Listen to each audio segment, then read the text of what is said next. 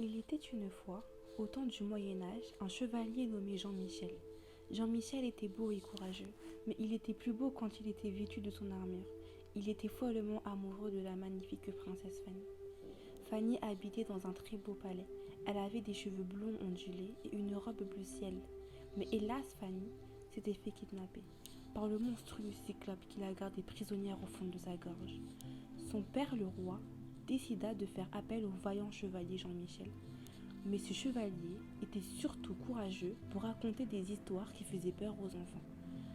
Allait-il être capable de sauver pour de vrai la princesse en danger? Il traversa le jardin vivant. Ce jardin se trouvait dans les champs de Warzibou.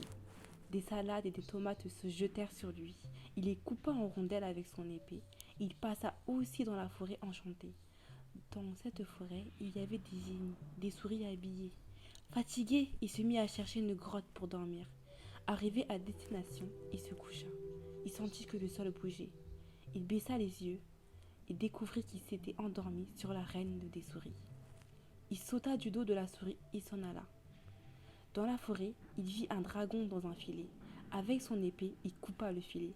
Le dragon sortit. Il le remercia et devint son ami. Mais le dragon ne pouvait pas voler car il avait l'aile cassée. Le chevalier le soigna et repartit avec lui à la recherche de Fanny. Nos deux amis partirent dans un pays lointain. Ils avaient très soif. Alors les deux compagnons décidèrent de s'arrêter au bord d'une rivière. À peine Jean-Michel avait-il mis une main dans l'eau que le cyclope se dressa devant lui. Mais hélas, Jean-Michel avait fait tomber son épée. Alors il vit un gros poisson. C'était un fougou. Il le prit dans sa main et essaya d'emprisonner le cyclope. Cela donna envie au cyclope de manger. Le monstre prit le fougou et le mangea. Malheureusement, ce fougou était empoisonné de partout. Le cyclope, affaibli, tomba par terre.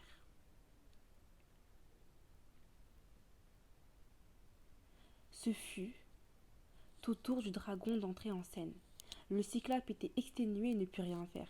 Jean-Michel entra dans la bouche du cyclope, il se boucha le nez, tellement ça sentait mauvais, car le monstre ne s'était pas lavé les dents depuis 400 ans.